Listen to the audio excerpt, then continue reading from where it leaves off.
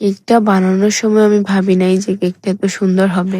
তো আসসালামু আলাইকুম, সবাই কেমন আছেন? আশা করি ভালো আছেন, আর আমিও তো ভালো আছি।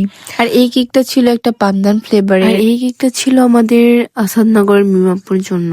তো এই তো আমি কেকটা বানাইতেছিলাম, আর এটা ছিল কেকের সেকেন্ড লেয়ার। আর ক্রিম দেওয়ার পর হচ্ছে আমি এখানে চকলেট মানে হোয়াইট চকলেট দিতেছিলাম। আমি জানি না সবাই পান্দান কেকে এটা দেয় কিনা, বাট আমার কাছে মনে হয় এটা দিলে হয়তো বা একটু মজাটা একটু বেশি লাগবে, তো এর কারণে দেওয়া। তো এই তো আমার কেকের লাস্ট পার্টটা দেওয়া শেষ।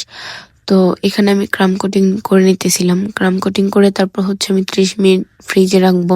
আর আমার হাতে সময় একদমই কম। আমি যেদিন কেকটা দিব ওই দিনই হচ্ছে কেকটা ডেকোরেশন করতেছিলাম, তো এর কারণে অনেক তাড়াহুড়া ছিল। আর এই তো তাড়াহুড়া করতে গিয়ে আমি ভিডিও নিতে ভুলে গেছি।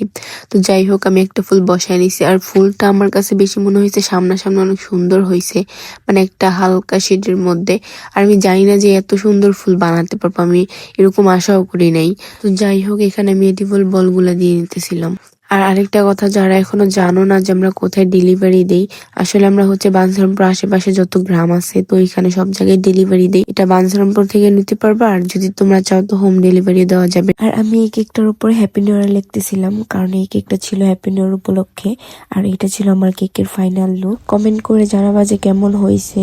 আর এরকম কেক অর্ডার দিতে চাইলে আমার ইনবক্সে মেসেজ দিবা, অথবা আমার হোয়াটসঅ্যাপ নাম্বার দেওয়া আছে। আজকে এই পর্যন্ত, আল্লাহ হাফেজ।